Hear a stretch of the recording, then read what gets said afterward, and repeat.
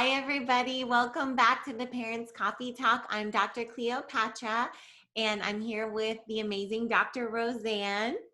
And we have a beautiful special guest today, Maru Dàvila.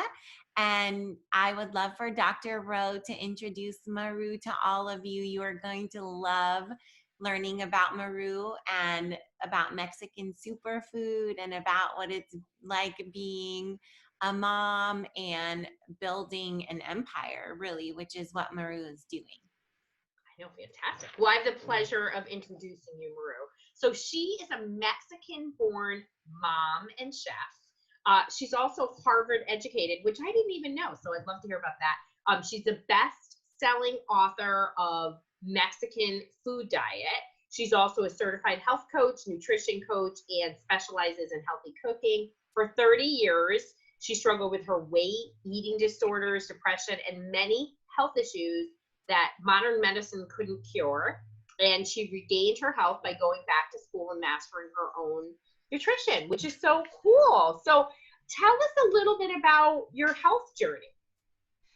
So, Roseann, thank you, Cleopatra and Roseann, for inviting me here. I'm so excited to share these with moms. But my health journey was long, and the reason why I'm doing what I'm doing, which by the way is my dream job, is because I don't want anybody to go through the health journey I went through. It was a 30 years of a very bad journey, going down, down, down, down until I touched bottom in all areas of my life. And I feel bad that I lost so many decades where I had all these potentials. So sharing my story, I want people to struggle as little as possible, if possible, nothing, and to live to their full potential every single year that they have the privilege of being alive, right?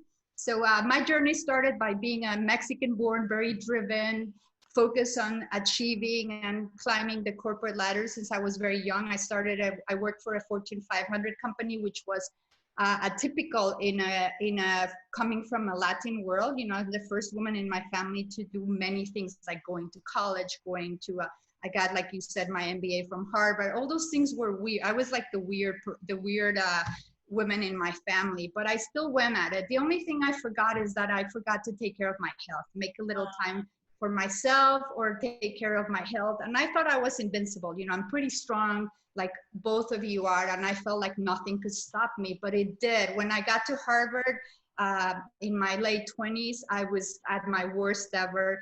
Physically, not so much. I was still like managing, but mentally, I can see now that I was like operating at half, like 50% of my capacity. I had no idea that I was depressed. I had no idea that I just could not think clearly. And I was struggling with the demons of eating disorders because I think it was just a negative circle. What happens is you get into these bad eating.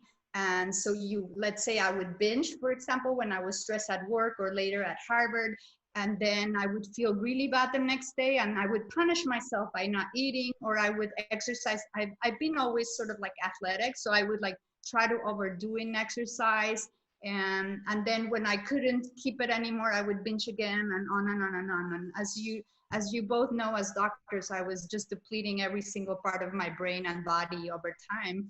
And I had no idea. So I kept going like that. I reached my 40s, and I decided I wanted to be a mom, and this will be, and really, I thank God I didn't have anybody like you, Cleopatra, that would help me, navigate these very dangerous and very delicate time. I should have been so careful because you get one opportunity, right? And I didn't have anybody like you. So I just thank God that I was able to have a healthy baby. But right after I had it, I got like completely turned upside down, got hit with postpartum depression. And although I recovered, as everybody warns you, you may get that. I think people like me who are completely, malnourished, right? I mean, I sort of like was eating, and it wasn't like I was in poverty, but I didn't know how to feed myself. And so what's sad is that for 3 years, I just really was in a cloud. I was not the mom I know I can be. I didn't enjoy my baby. I was just like navigating in a very great, I don't even remember a lot of stuff. And so anyway, I kept that. What triggered the change in my health journey was something that I just think, I just feel blessed for having encountered that. I just was so great. My relationship with my daughter's father, my finances, whatever you want to think was upside down. Because I do believe that as I was putting trash in my body, my life little by little became like a junkyard in everything. My decisions were bad. I mean, they had been bad since like my early 30s. And anyway, so I just finally decided to do something, and I didn't really know what. Some friends encouraged me to work for a goal. The goal I chose, why? I don't know. I just said, well, I always wanted to be a triathlete, but I don't know if I can. They said, why not? So I did it. And what's interesting is because it was a failure, my first race, it just woke up the thing in me that I don't quit. I don't like to quit. I don't like to lose if I can, right? And so I just started to work really hard to find out what could I do better next time, which I did. I changed a lot of things, like got into the right groups, get coaching, do things not on my own. I've always been known for trying to do everything on my own and then taking forever or not doing it right. And so once I got the right help, I was able to win my third race. I was able to join a women's competitive team, and that's where the tipping point starts, because they put us on this diet that I thought it was just to be better. I took it.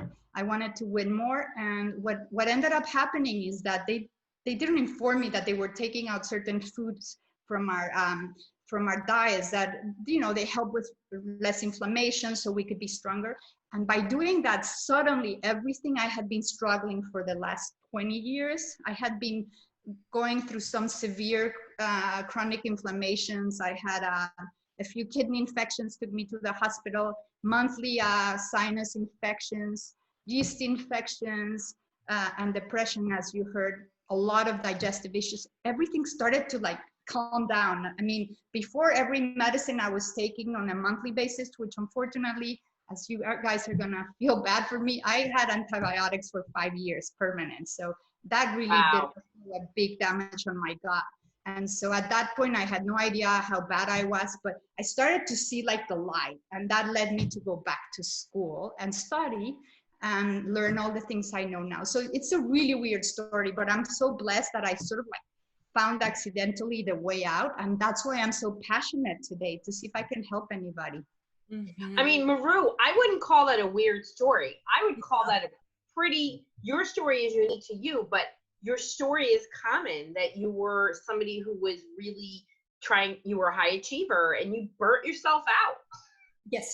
And talk about your postpartum. I mean, 3 years of being in a fog, a lot of mothers feel that way. It's so true. And nobody talks about it. And Maru, what a powerful story. And I'm so sorry for everything that you went through, but thankfully you did. And now you do what you do, and you speak up, and you speak up so elegantly and so beautifully and so honestly, and in your full rawness. And I love that about you so much, just how real and truthful you are. And now you get to make a difference for so many people, and you're creating this new food line that is going to make such a difference for people. And I'm just so excited for people to learn from you and to benefit from all the struggles that you went through. And I especially love what you said about you want people to not have to waste 1 year of this precious life they've been given because you feel like you lost so many years. But I also just want to affirm that those years weren't lost. But I just feel like right now, when I see, like, as a mom, we all want to be like my precious daughter. She's, still young. Today she's 9. And how I can be now a role model. She looks up to me. I'm strong for her. I can be the person I was born to be. Whereas if you look me back, I was nowhere there. And, she didn't know because she was very little. But I'm so glad, however I did it, I found a way. And I would summarize it that I grew up, I guess starting in my teens, around 15, somehow food became, I was a normal kid, until somehow something had changed, that food became my worst enemy. I was always fighting it. and it really destroyed me, obviously, because I didn't choose the right food. But then today I can say food is my best friend. I'm still like, you know, I love eating. It's my favorite time of the day. The one thing, a few things changed, right? It became like, now I see fuel as my secret weapon. You know, when people say, oh my God, how do you do the things you do? Or why are you so energized and strong? And, you know, today I'm 52. I mean, I really feel I'm, you know, 10 times stronger and better and fitter than when I was in my 30s. Well, I don't even exercise, a fraction of what I did. And I attribute it to finding what the food that worked for me and making it my best friend, my secret weapon, the power behind what I do.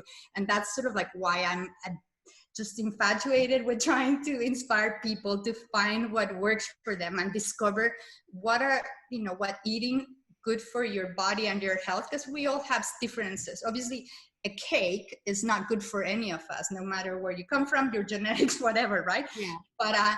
But you know, there's certain foods that can be good or not good. And so having the ability to discover that and taste and figure out what it feels like to wake up. And I mean, I wake up super early and I just can't wait to do like gazillions things. I'm like excited. I have so much energy. And so that's sort of like what I've discovered through food. Now, Maru, you know, you have this best-selling book called The Mexican Food Diet.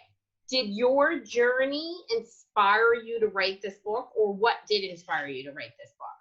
Well, so the book, it's my first book, and it ended up being a combination of obviously the diet, which is sort of like a way of eating. It's not really, when I say diet and I mean lose weight, I don't mean in unhealthy weight. I mean like just I was really tired of this yo-yo dieting. I did 30 years of professional yo-yo dieting. I added the amount of pounds I gained and lost, and I think it was tons. I mean, it was crazy. When I was doing the book, I did have that fact, I forgot it, but I just wanted a permanent way of just living. I wanted no deprivation, no hunger, and no boring food, you know, because I was addicted to food for sure, the wrong food. I'm addicted to food now, but I'm addicted to the food that I feel and notice that makes me feel better and happier, because I'm all about like being happy and feeling great. So I wrote my sort of like biography. I sort of like spilled the beans of everything that I had not told anybody until then. Before I wrote my book, nobody knew of all the demons I had been struggling with.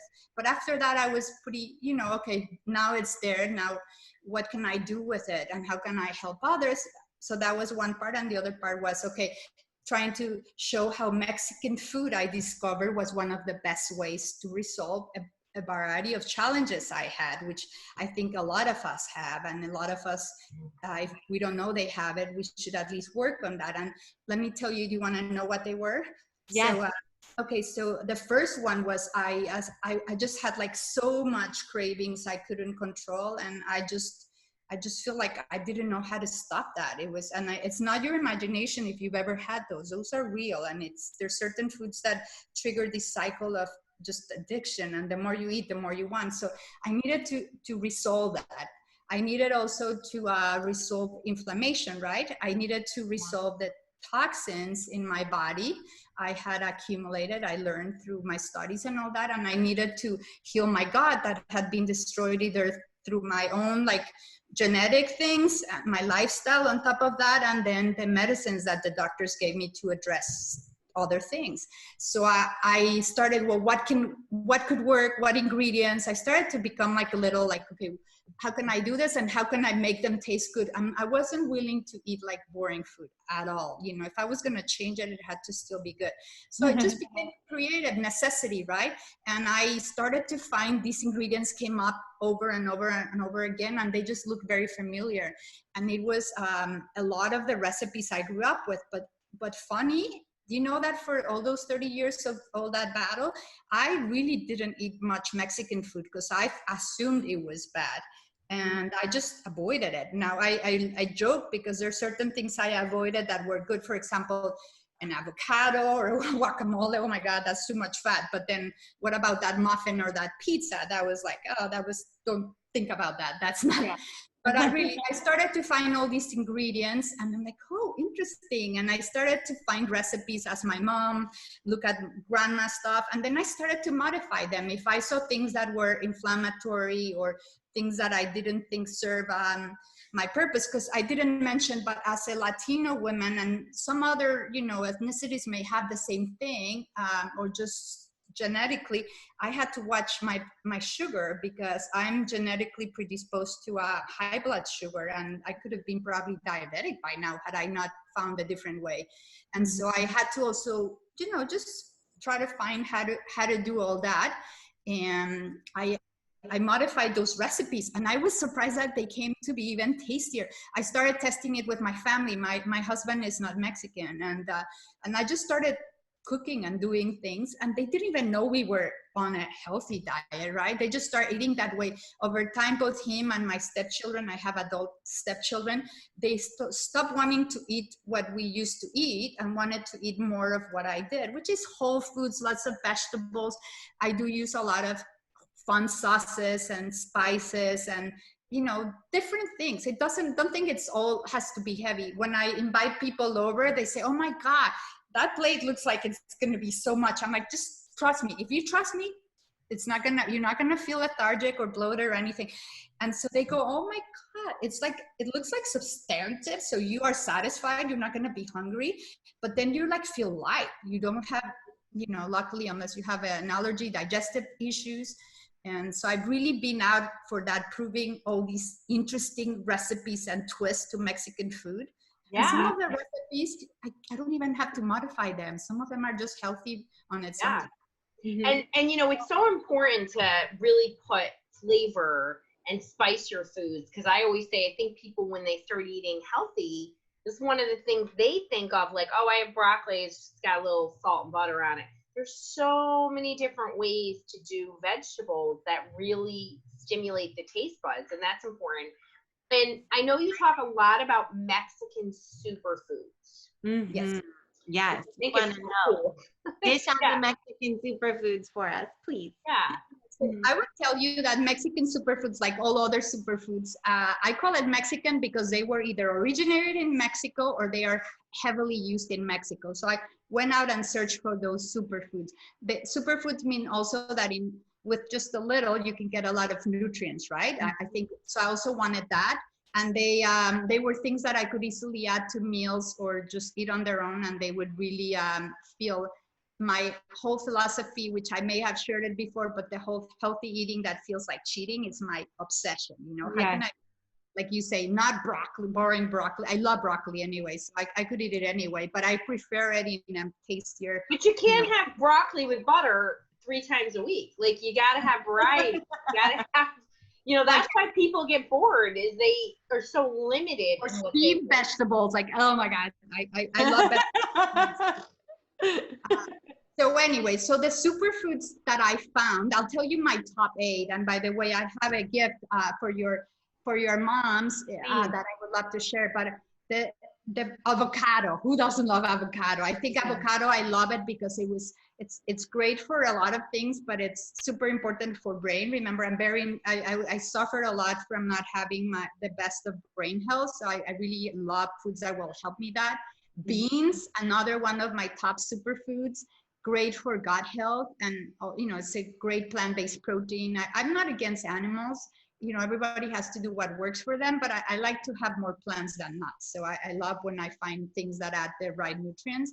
Chia seeds, definitely originated in Mexico, a big energy booster. I mean, I put chia on my water, and that used to be my go-to energy drink with some lemon for my hard workouts when I used to go to the gym. I still go, but not as often. And when I run, I do that too. There's many ways you can do chia. I love hot peppers. Everybody thinks about Mexico. It doesn't have to be spicy. There's ways to take out the spice and get the nutrients. I mean, peppers are amazing to boost your metabolism. They're also amazing to control appetite. And so of course, they're amazing for immune system. I'm very interested, having been sick for so long, in ways that I can boost my immune system at all times and for all times. And including my family, I can tell you that my daughter doesn't eat spicy things. And we've done my famous guacamole with the way you take, if you do the peppers, if you take out the seeds and the veins, especially, they're not spicy. She doesn't even know that it's there. She just told me the other day, it has a kick, but she would be not happy. I'm like, yeah, it has a kick, but it's really good for you. And so it definitely amazing for inflammation. You know that as a doctor, you know, you would always want us to keep inflammation low as if it's the cause of most diseases. Jicama. I don't know if you love jicama, but I love jicama. I do and too. I actually like jicama with some lime, salt, and actually some heat, like some cayenne in there. Well, jicama I love, and everybody likes it raw. I gotta tell you, most often than not in my family, we roast it, or we can even. Tell us how you roast it. Yeah. Okay, it's very hard. Okay, watch the secret. It's I use like at 400, 425 Fahrenheit. Okay. You know, I just like brush it a little with some healthy oil and some sea salt, maybe spice if you like it. I do like spice, so I put half of it spice, and then you just bake it for about 20 to depending on how thin or thick.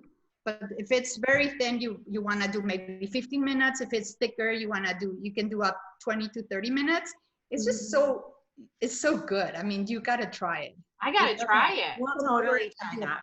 I even do that, you know, I don't eat like, I'm gluten-free and corn-free. And so when I do chilaquiles, which require tortillas, I've even used jicama like that, or I use it to dip the guacamole. Jicama is my go-to. It's great for your gut health. And given somebody like me with so many issues with gut because of the medicines, I love jicama. And then another Mexican, this is original, pepitas. Pepitas, yeah. Pumpkin seeds. So they're I think good for fertility too. I like it. Yeah, and for immune system and for a lot of things, but they're a plant-based protein. And again, another good way that I can add, for example, if I do a guacamole and I want to do it a full meal, what I would do is just put the guacamole on top of arugula or whatever greens. We just in our house, we love arugula, but you can do spinach, mixed greens, whatever. And then you put pumpkin seeds as your protein. So you got your healthy fat vegetable in the guacamole, because I put a lot of things. And then you have more greens and your protein. And that is just a complete meal. Tomatillos or tomatoes, I love them. We use in Mexico a lot. And they're great for inflammation. They're also great to, you know, for prevention against diseases like cancer, which I love. You know, anything that can protect us. And then the 8th one that I can tell you, I can go on and on, but we don't have time, is chocolate, right? Who doesn't like chocolate? Yes. For somebody who struggled with mood, I tell you today, I don't. I mean, I could be moody one day, but it's just like a short term like everybody else. But imagine, like, I was in a low mood for years. So when I say mood, I don't mean those days when you feel a little gray. I mean like permanent grayness. And so chocolate is great for your mood, and it's great antioxidant, and it's just great. So you can use it obviously without the sugar if you can, and dark chocolate is amazing. So those are top superfoods that you can do so many things, and I can tell you 100 more if you want, but I love that. Maru, tell us where we got your Mexican superfoods guide. Where do we get it? So are we able to post the link? Yes, we'll have it in our show notes for sure. Yeah, we can share the link so you can download it. I would love you to have, because I also put some one easy recipe. The other thing you need to know is I love cooking. I love eating. I don't like to spend like a lot of time on it or do complicated recipes. So everything I will teach you will be good for you, taste good, but it will also be quick.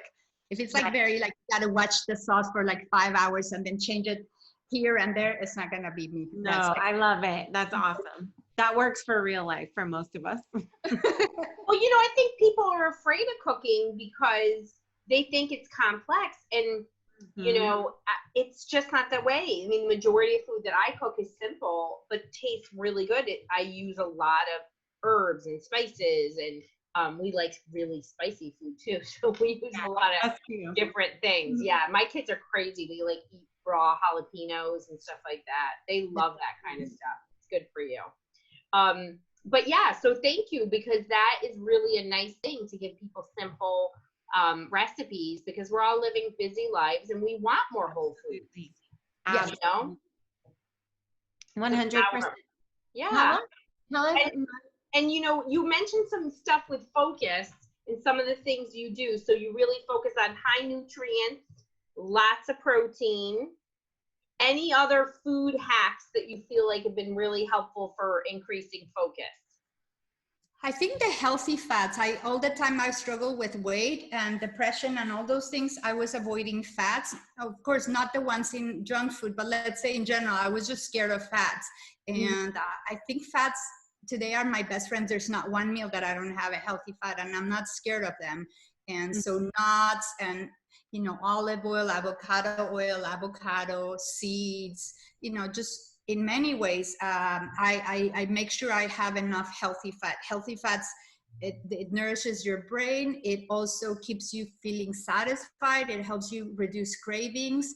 You know, you don't want to be eating all day because you're hungry. When I tell my daughter, why are you hungry? I mean, probably because she didn't eat the nutrients I put. If you eat only high carbs, even if they're healthy carbs, you're going to be hungry in 2 hours, and then you're going to be eating every 2 hours. Ideally, if you have the right balance, like good amount of protein for your body size, some healthy fats, and lots of other nutrients from vegetables, and or some complex carbs, then you should be able to go on for 4 to 6 hours without being hungry. I mean, after 4 or 6 hours, if you're hungry, that's good. That's normal.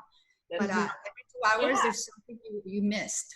Yeah, that's a really good point. It is a good point, you know, because people sometimes they're eating every couple of hours and their you know, insulin's rising, their blood sugar's rising, and it's not always the best choice for people. To, you know, 3 solid meals is way better. 2 or 3 solid meals are way better than just constant eating and grazing, which is, I think, a little bit of a paradigm shift in the community that we are a part of. We know this, we talk about this is common knowledge, but I don't know that it's common knowledge everywhere in the world, because it used to be that people would say it's, you know, eat 6 small meals a day, or it's good to graze and that helps to keep your blood sugar stable. But the reality is that every time you're taking in food, even when it's healthy food, you are having a blood sugar spike. And so you want to be spacing out those blood sugar spikes as much as you can be, right? Or at least to a healthy degree. Now that I just want to note for my in the future and conceiving and pregnant mamas, it's a little bit different when you're pregnant, because it actually is the better thing to eat every 2 to 3 hours, but that's a different scenario. So in the trimester for fertility, we're spacing out those blood sugar spikes as well. So I just wanted to note that, because I think we take for granted that that's common knowledge. Yeah, that's a great thing about the moms I work with, because you're an expert on that, and you can guide them, because obviously every period is different. And I mean, I'm just so grateful that you're there. I wish I had known you, and I think it's just such a blessing that people going through the biggest project of our lives, that would have somebody by your hand and not guessing, right? Yeah. Oh, thank you, Mario. That's so nicely said. It's true. Thank you. Yeah. And Maru, you are also doing, talking about babies, you've got a new cooking channel that you're working on. Yeah, tell us about your newest baby. We want to hear. Am I going to have another baby? Yeah. But Maru, I believe you could. Looking the way you look in your early 50s, if that's any reflection of how the insides are aging, I believe you could have another baby if you want. You know what? God gives people as many as they can handle. I can barely handle one. So I'm like, if you see me, it looks like I have 10 kids, you know, but no, I have one. Maru's like, know thyself. So my new baby. So I really discovered through all this journey, also in the health journey, that I love food and I wanted to teach more. And so I'm creating a new TV channel. It's called Chef Maru, and the whole thing is healthy Mexican food. But you know, I also, when I teach, it's always going to be tasty, simple, and I love to empower you with knowledge on why. I want you to know why we do this. I don't know if you've heard me say this, but my whole thing is make every bite count for two. It has to taste good. It has to get you excited. You want to eat it. It has to be like, oh my God, it's lunchtime. I'm going to eat this. You know, it's so cool. It has to be that, but it has to be also good for you in the moment and over the long run. And so it will be good in the way of how it nourishes your body and brain. It will be good in how it keeps you with stable energy and mood throughout the day, as opposed to, it's been a while, but if you remember the last time you ate not so well, but it's these like, oh, it tastes good, and then a little while you're like feeling lethargic and a little depressed, and you can't think, and you're like bloated, and it's not fun. And so I don't want that. So what I'm going to teach you is things that you can do simply for have fun. It's relaxing. So yeah, so it's healthy eating, healthy Mexican food with Chef Maru, and I'm going to be having 2 shows a week. I think it's going to be lunch anytime, probably around the time you're seeing this. How That's exciting. Maru, where can people find your cooking show once it's launched? I would love to post the link on the show notes so they can access and subscribe. And I would love to inspire you, and you can like send me whatever comments, questions you have, because I love doing things that people want me to do. Perfect. We would love that so much. I know our mamas are going to love that. Thank you so much for that, Maru. That's awesome. Yeah. Thank you. Yeah, that's fantastic. Well, thank you for being a resource for our moms, and I hope they tune into your cooking channel, because who doesn't like yummy, tasty things that are easy to make, right? Yeah. And I know my kids love Mexican food. I mean, the foods you talked about are things that are tops on our list. And me too. Yeah. Mm-hmm. Yeah. Well, you guys need to come over to my house soon to have lunch. We're there. I don't live that far from you, Maru, and Dr. Ro will be back to visit, and we will come over for lunch. We promise. We would love. We will take you up. Sounds like a plan, a post-corona plan. Yeah, and maybe we can record it and share too. That would be that'd be fun. Absolutely. Yeah. And Maru, thank you for being such an incredible inspiration. Your story is such an inspiration. I don't know if everybody can fully appreciate the extent to which not only you have this amazing energy and you are so guapa, which is gorgeous for anybody who doesn't understand that word in Spanish, and has the most amazing heart. And we're really, really honored that you are here with us today and that you came to share with our mamas. Thank you so much. Well, I want to thank you for inviting me, and I want to thank both of you with what you do for the many people that you help with the most passion and love, and you inspire me. And thank you so much. I love you both. Isn't that so sweet? We love you too, Bellissima. Thank you so much. We would love to have you back again, and we'll definitely come cook with you and eat with you. Love you, Maru. I know. Take care, my mamas. Yeah, thank you for being here, everybody. Have a great day.